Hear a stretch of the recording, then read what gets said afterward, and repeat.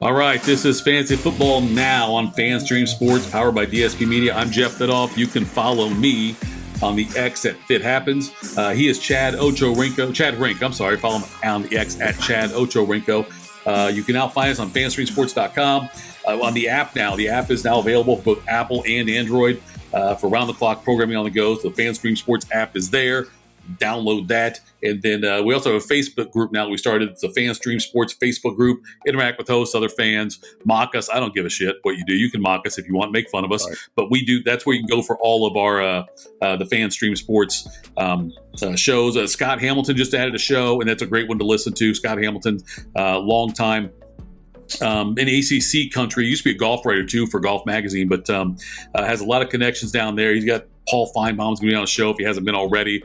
But he does all these down like in that North Carolina region. Okay. And so that's where Scott will be. So check out the Scott Hamilton show. Rink, how are you, my friend? Doing well. I got my check from Caesars in Vegas today for $23. Oh, there you go. $23, right. But $10 for the Browns to miss the playoffs last year. So it was a plus 130. So I'm good to go. Gone heavier on that one, man. I know. It's but no. So we got some big. Good way to start. We got some big news today with Jonathan Taylor. Yes. The trade deadline, the Colts had imposed about, hey, if you're not, we don't get a deal, we're not going to do it by this time, Tuesday at like 4 o'clock, whatever it was. And so now they don't trade him. They could still trade him, but they're keeping him on the PUP list right now, which means no matter where, if he gets traded at all, or he can't play the first 4 weeks no matter what of the upcoming season. So he's out until at least week 5. And when you look at how you evaluate him now, he also is going to miss a game for a bye week at some point. So really, he's only available for 12 of the 17 games this year, and it's if he plays at all. So I'm curious, there's a couple of teams early in our draft stuff we were doing. There was a couple of teams I drafted him on, and I thought I got a good value for him. We'll see if it pans out, but now he's going to fall even further, I would think, in the drafts now.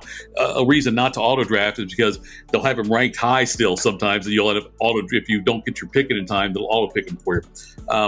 But how much does he drop for you, and what does this do for you for the other running backs in Indianapolis? Yeah, the whole situation is just weird that they didn't take him off the PUP beforehand. So I was curious. I got him in our church league. I was at the 12. I purposely drafted him at the 401 so I could say I got him in the 4th round rather than the 3rd round, even though I was going back to back. Absolutely, yeah. Yeah, so that's just savvy drafting. So sure I did like 3 or 4 mocks after that happened. And I listened to a guy that was doing a live mock on Underdog, which Underdog I think has the best ADP because those guys are all sharp and it's big time money usually there. And the Underdog one, he went at like the 305, 308, something like that, which wasn't bad. And all the drafts that I was doing, and none of them were auto picks. I made sure I was looking to see. He was still going like at the 2.5 to 212. He was still going mid to end of the 2nd. So I don't know if people hadn't got the news yet. So it'll be interesting. And I did a short real quick because I thought he's probably going to fall, I would say, 5th, 6th round. I think he's probably going to end up around where Kamara is because Kamara's kind of in a similar situation, missing games. But Kamara's going to play. So it's going to be interesting to see. I would probably, right now, if I had to draft, I would draft all my starters except maybe tight end, depending on what I do there before him. So you figure quarterback, 2 running backs, 2 receivers. If it's 1 flex, so 7th, 8th like round. 7th round. Yeah. I'm probably now just going to avoid him, at all costs, just because I don't think it's worth it. Because then he's going to be sitting out for 4 weeks. He's not going to be in game shape. Then he's going to. I don't know. It's just a weird situation. He's only 24. And then, right. So I would, if you're in a dynasty league, I would try to finagle him from somebody, especially maybe after week 1 or 2. Like right now, you're probably not, but that's where I'd target him because of his youth, and he is good. But I saw a stat. He has, I think it was like the last 6 years or whatever, he's had more carries than Derrick Henry, and that includes him being Wisconsin. Wisconsin. Yeah. So he has a lot of wear and tear, but he is only 24. So I would redraft. He's probably going 6. I mean, it's going to be late for me. I was in the one draft I did a little while ago. He went first pick of the 4th round in a 12-team league, so 48th, okay. Which I guess you could. I'm sorry, 12 over 37th. I guess would be right. Yeah, first pick in the 4th round, 37th. So is where I saw him there. So then, okay, you brought up Kamara. Who would you rather have if you had to draft, say, with where their value is? I think I have more faith in Kamara playing and being productive this year than Jonathan Taylor. Do you feel the same way? Yeah, I do. I think the team is better. The quarterback's better. He's better out of the backfield, and I think they'll use him. I think last year was weird because I don't think they used him as much as they had in the past. They have a new coaching staff, so I would take Kamara 100 out of 100 times over Taylor if they're both there at 5th, 6th round or whatever. So yeah, I'd be all in on Kamara over Taylor right now.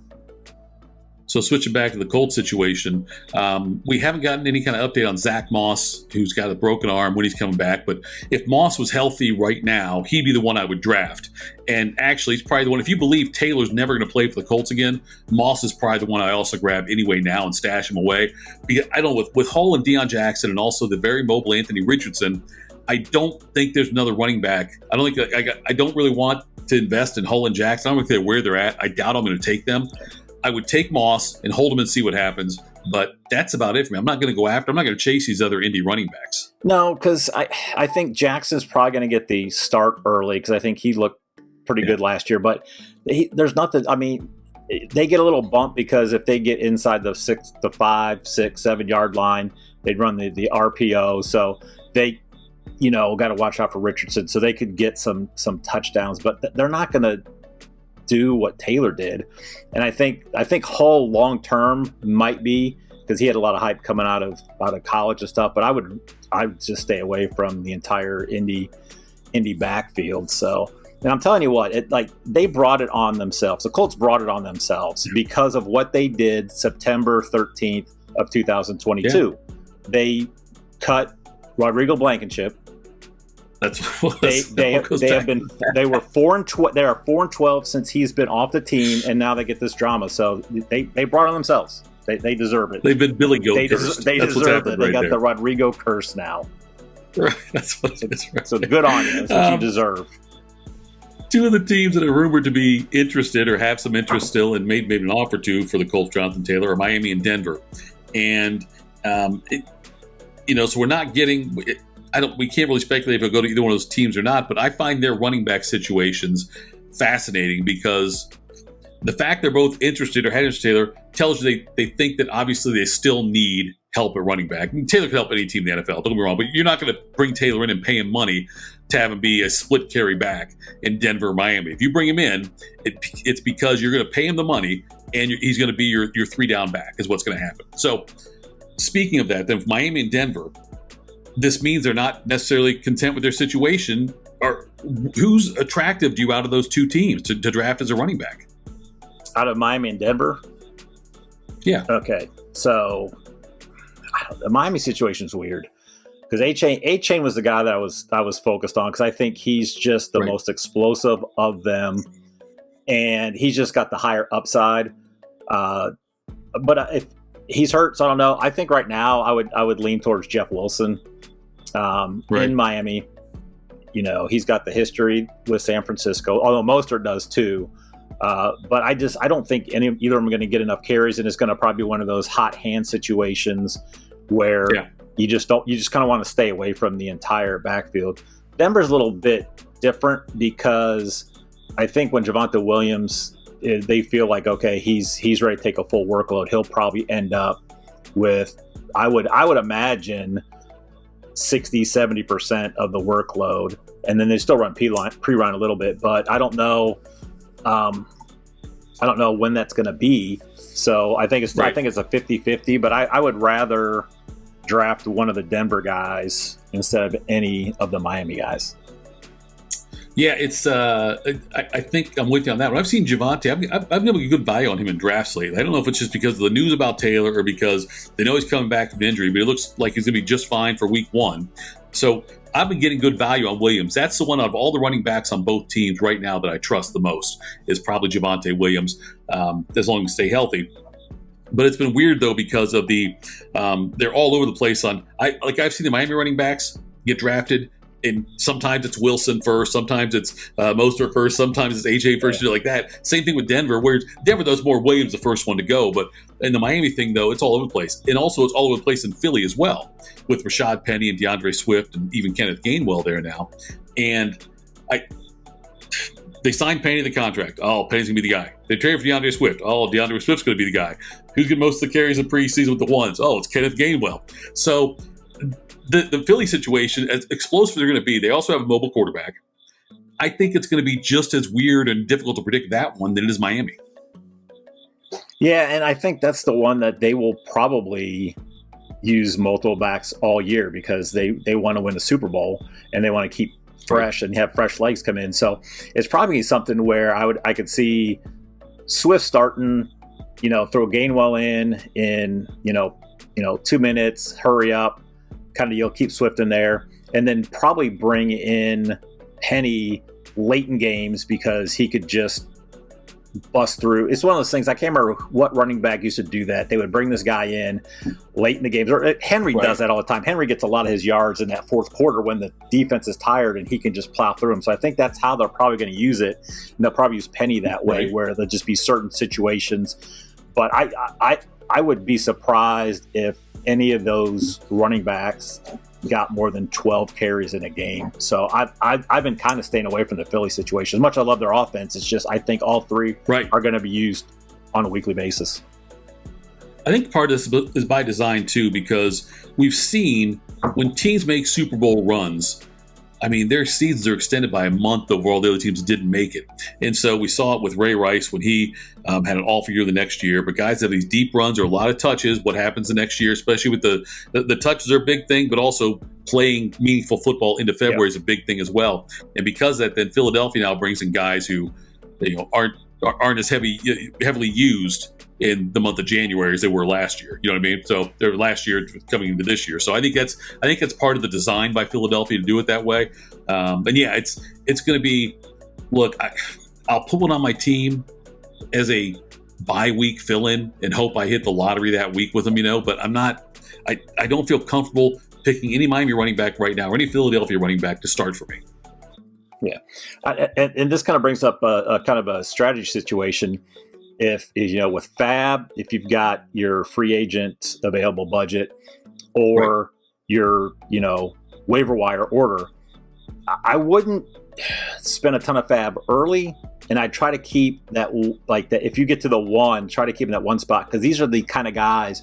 Let's say if Penny gets hurt, if these guys start falling, and then one of these guys emerges week 4 or 5 due to injuries or whatever. And then you have that top waiver wire pick that's kind of huge, kind of like with Elijah Mitchell from a couple years ago was like that. So don't get too crazy on the waiver wire early because I always like having like a higher waiver wire order or having enough Fab because there's always a couple guys that and so you got to try to hit it. So that's something to kind of think about too, like with these situations that. Although some of these guys are probably all drafted, but if they're not, or people drop. The other thing too is people drop these guys after a couple weeks. Look to snag them up as well. Well, for me, I learned that lesson years ago when Ryan Grant came out of nowhere for Green Bay. And it was somebody I picked up and helped me get to the championship game that year. My running backs were depleted. I used, I spent some capital on that to get Ryan Grant as soon as available in Green Bay. You could have done the same thing with Landis Gary, Mike Anderson in Denver years back. But there's all kinds of opportunities there. And you don't want to spend a bunch of money right now on someone who you might be cutting in 2 weeks. You're just not sure. Wait until there's some clarity. Let other people spend the money early, treat it like an auction. Let other people go out there and overspend early, and then you just sit back and wait for the right moment to pounce and get the guy that could make a difference in your season. All right, what are you going to say about Pierre Strong? Well, I thought it was kind of interesting because we've been talking about the Browns really don't have that backup number 2 like Kareem Hunt the last couple of years, and they've used that RB2 all the time, even when Dearness Johnson was there. So, and I was never a big Jerome Ford guy, so. Pierre Strong gets traded. he had, so if you look at his college stats, they're pretty solid. He had a great 2021 year. I think he was at North Dakota State or something like that, where I think he had 18 touchdowns, I think like 1,600 yards. He caught like 27 passes in college, so nothing great, but he can catch out of the backfield, looks like. He's interesting just because I think he might slide as at number 2.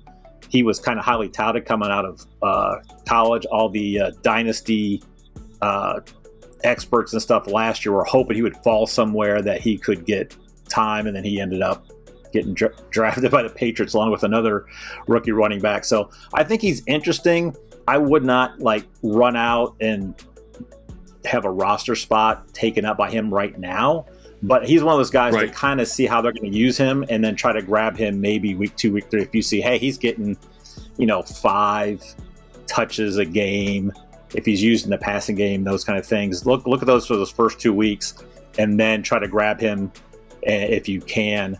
I just think he's kind of interesting because the Browns have always kind of used that second running back pretty much during the season.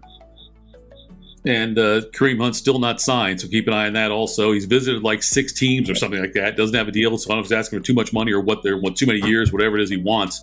It's not getting done. You would think somebody would have him on their team by now, especially like in Indianapolis or, I can't believe Cleveland or Dallas wouldn't bring him in for something like that. But maybe they're just, I guess they're same happy with same with Fournette. I haven't heard anything on Fournette, so I don't know if he's, because I know he had some weight issues. Like he would come into camp at like 280 or something ridiculous.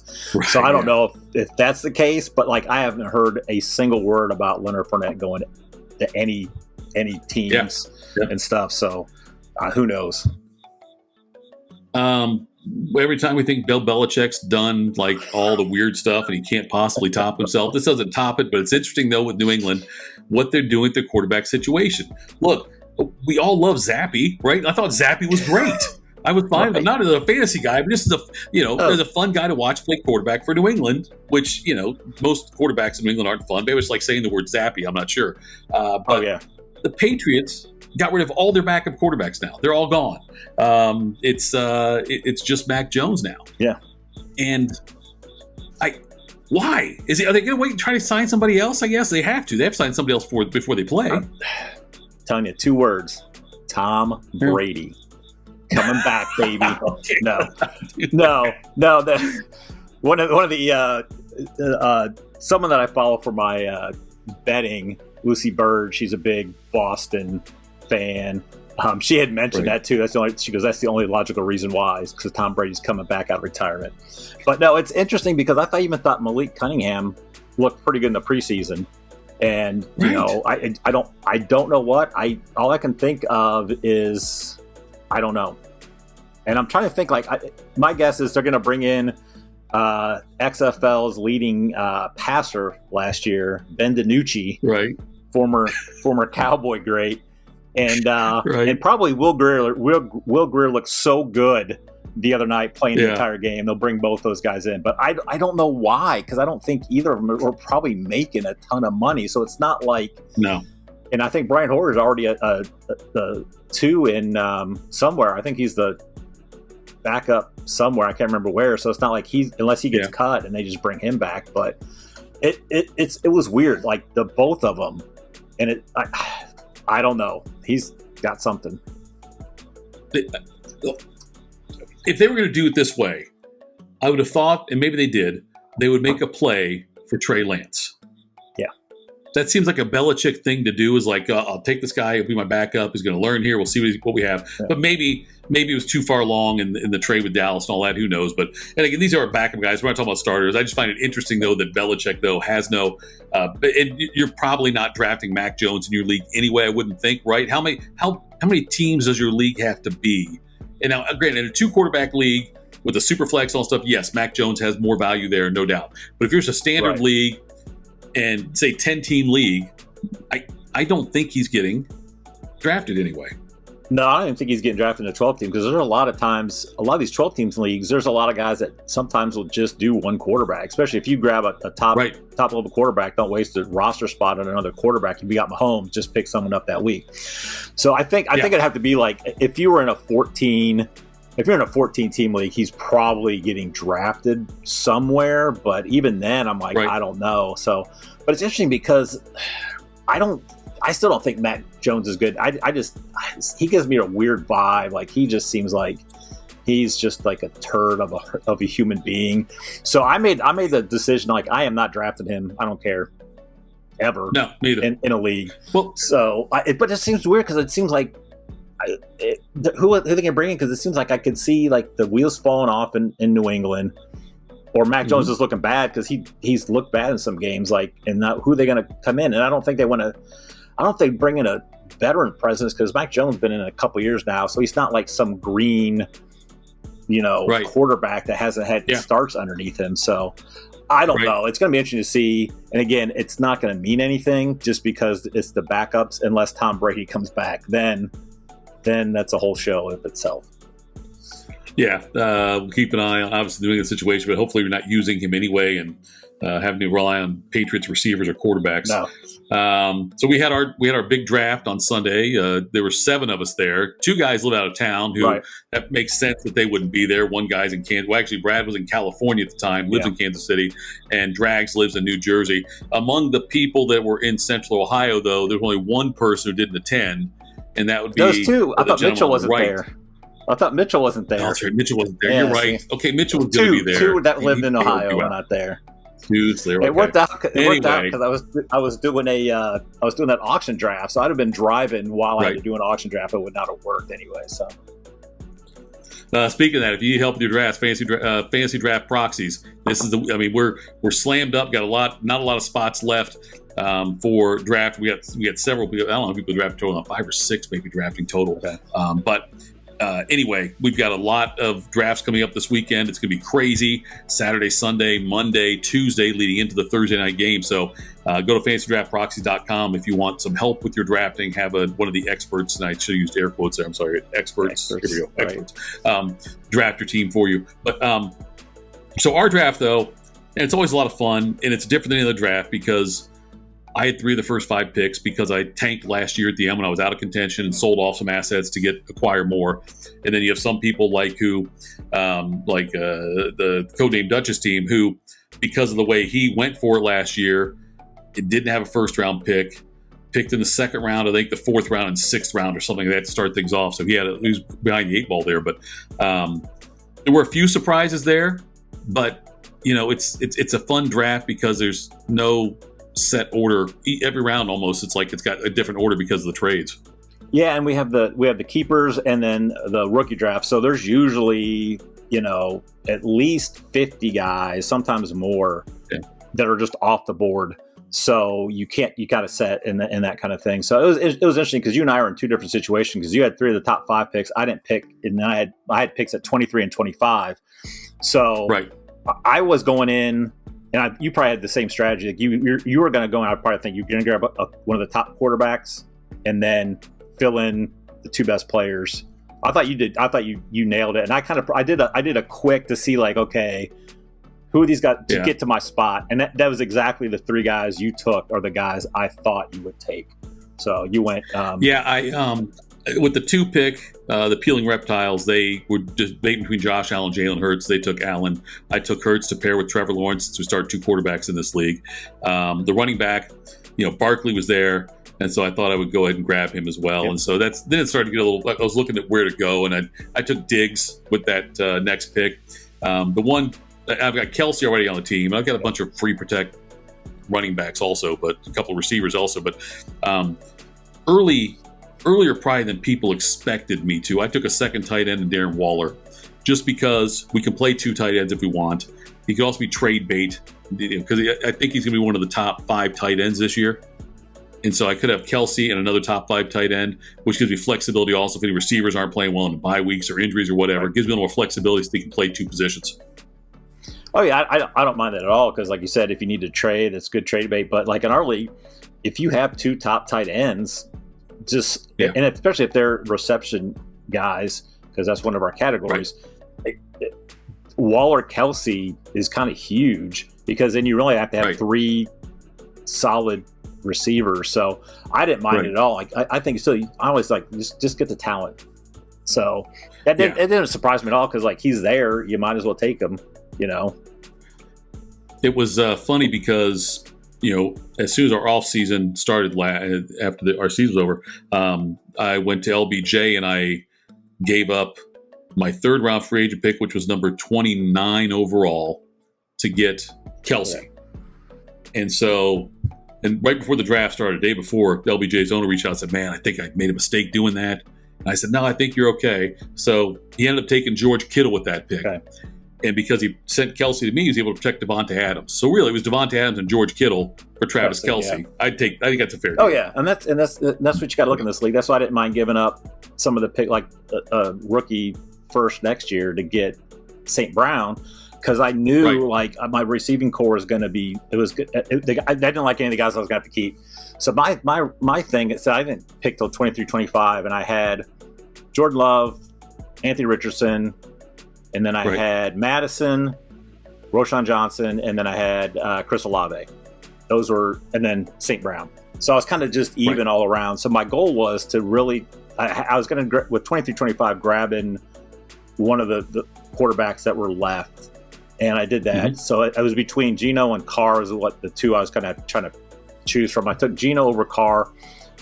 I could have done it the other way and been happy with it as well. Right. And then I was really hoping there would be like a stud, like a big time receiver there, because I really knew my running back room with Madison as my keeper was not going to be a strong area. So I was going to try to just make the receiving room as strong as it could be. And luckily, my boy DJ Moore was there, so I got him there. So I was happy with that. And then I think I got Herbert. I picked I didn't have a 5th round pick. And so I took Herbert in the 6th round. Khalil Herbert. Yes, Khalil Herbert, not Justin Herbert. Yes. Justin. No. Right. No. So Jerry Jeudy avoids the IR out in Denver, which means it looks like he's going to be fine at some point, obviously the first 4 weeks, and you would think it'd be earlier, sooner rather than later. Which, does that change much for you on Mims now? Because I think Mims was a hot name up until I got this news, and now I've got him. I kind of knocked him down a little bit, because if Judy's going to play that soon, unless Mims goes off when Judy's out, and we can't take this guy out of the rotation unless he does that. I mean, Judy, I think, will come back and get the Judy level of looks, I think, from Russell Wilson. Yeah, I think so. Him and Sutton are the two. It's just with the hamstring injury, you just never know. Like, that's one of the things that could linger, and he could start, and after 3 plays, he's out.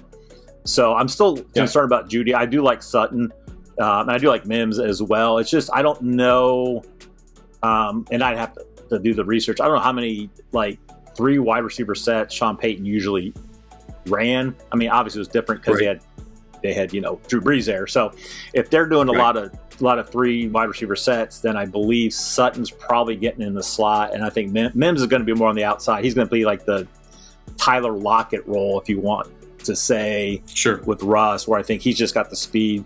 So he's a guy, take a flyer on, but he's not a guy I think you should target.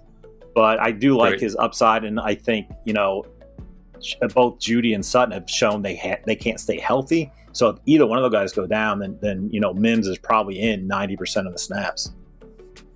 That's what I'm thinking too. So you want to talk about the running back with back-to-back and top 10 trends, right? Yeah. So one of the things I like to look at, I'm not going to dive all the way into it, but just a couple of things I like to look at is trends. And usually I try to keep it the last 5 years, because especially running backs, because if you go back 10 years, it's a whole different landscape with the amount of carries guys can have. So I just kind of look and say, okay, and I try to do it with every position, how often do guys repeat top 10? And so looking back, past 5 years, 2018, 5 of the previous top 10 running backs were top 10 running backs again in fantasy. Then 2019 was 3, 20 was 4, 21 was 3, 22 was 2. So here, over the last 4 years, it seems like it's going down. And running backs, it seems like it's the biggest turnover there. Right. And a couple of interesting things, and so if you go back to 2017, because that's where I had to start from to do the last 5 years. Mm-hmm. Todd Gurley is the only RB1 for the year that repeated RB1 the following year over the last 5 years. That's amazing. And look where he's at. And not only that, he's the only number one, right? So it went Gurley, 2017-18, McCaffrey, Henry, Taylor, Jacobs. So the other guys, the other four guys, did not make the top 10 the following year. So the last 5 years, actually, from 2018, the number one running back for the year in fantasy did not crack the top 10 the following year.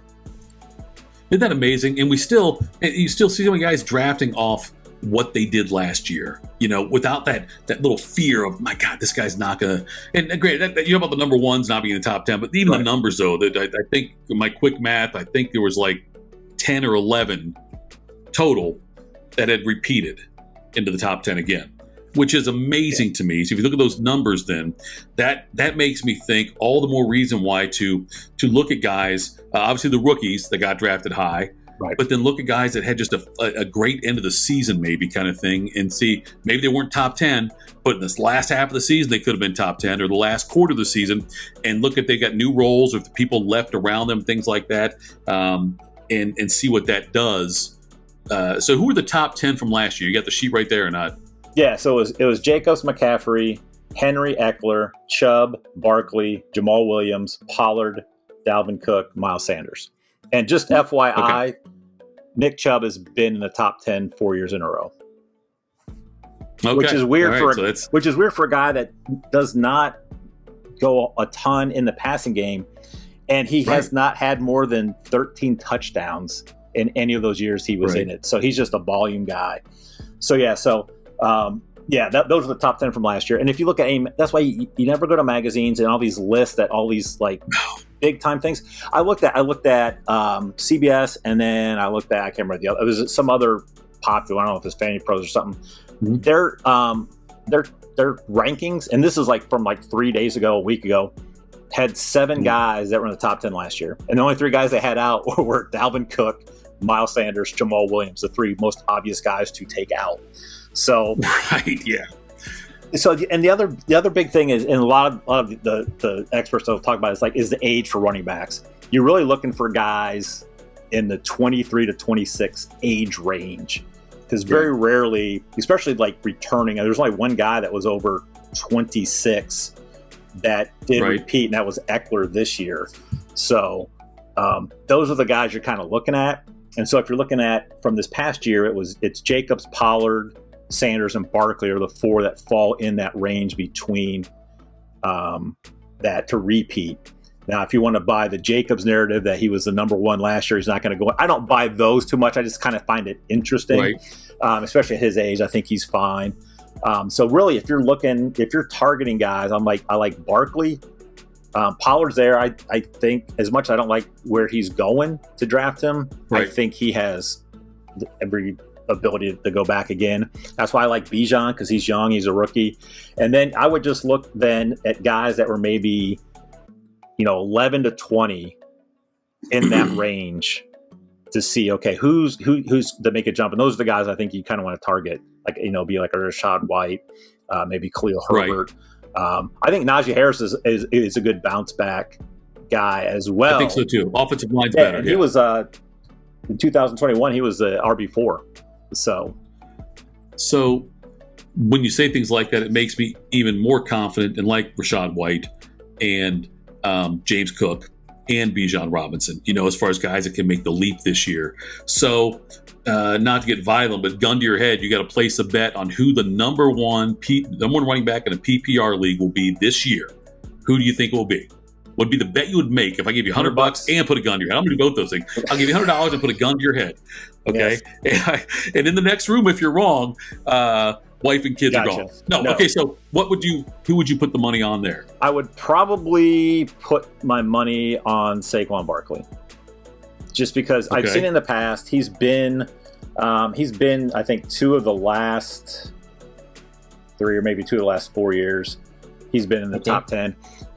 If it's not him, it's Bijan. Those are my 2 guys, I think, because of age. That's where I'm leaning, is Bijan. Like Bijan and I just think Barkley. I just don't know Bijan. His that's the thing that scares me. Bijan is like, I don't know if his role is just going to be the first 5 games, not much, and then go out. But he's a guy that I think could get you 150 yards. Like he could have one of those runs that Rashad Penny had at the end of the year a couple years ago, where he was just busting off 130, 170 yards. So those are two guys I think one of those guys would be RB1 this year, just because the age, the talent, and the schemes that they're in. So and they can't. They're both like Barkley's the only guy there, too. He's going to get as many touches as he wants. So I would lean Barkley, but I'm with you with Bijan too. What I like about Robinson is that obviously fresh legs, no doubt. Fresh legs, got that. But he is not one of those guys who's tied into where the team's got to be ahead to run the ball. If they're behind, they're going to throw a lot and he'll be out of the game. No matter what the situation is there, up by 10, down by 10, Robinson's still going to be out there either in the slot catching passes to play catch up or running the ball and holding on to it to try to run some time off the clock. That's why I think, now I say all this to you, and I doubt either of us in the 100 plus drafts we've done so far, I don't think either of us made Bijan Robinson the first running back off the board, right? No, because I would always go, if I was going one, I usually went Jefferson or Chase. Now I'm telling you right now, in the low hoop, Eckler McCaffrey. Yeah, Eckler McCaffrey, yeah. But I think maybe one time at the 3, just to see what would happen, I took Bijan as one. I'm telling you, at the draft this weekend down in Cincinnati, if I have the number 1 pick, I'm going Bijan. I have him in. I'm going to be able to get him in a draft that's a dynasty league. Cause I got the number 1. I have the number 1. I think the number 8 in the first round. So I'm definitely getting Bijan there. And I have him in another league that's just a free league that was with my kids and stuff. But I think he's one of those guys like I'll take a chance on him at 1, just the way our system is too. So. But yeah, just those are the kind of things to kind of look into and dive into in different positions and those kind of things. And quarterback's the one that's obviously the most stable. It's usually like 6-7 guys repeat. Yeah. So I always find I'm a numbers guy. I find that stuff interesting. Wouldn't be a show if we didn't have some kicker news for Chad. So the Broncos have traded for Will Lutz from New Orleans. The Broncos get him now back there with Sean Payton. They sent a 2024 7th-round pick to New Orleans. And the Broncos have released Brandon McManus and Elliott Fry, and it was also one of the other guys, and Brett Mayer was also there as well. But he's going to be the starting kicker in Denver. I think Lutz is a decent kicker.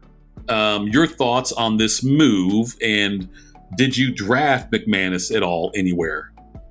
Inadvertently, you know what I mean? No, I didn't. I always liked McManus. I thought he was a solid kicker. I like Lutz. Just anyone that's kicking in Denver that's decent. Yeah, I think there's a bump there. So I do like Lutz. Like we have to have 2 kickers in our low hoop one, so he's going to be in my top 20 as well. And then I saw the Patriots traded Nick Folk also to the Titans.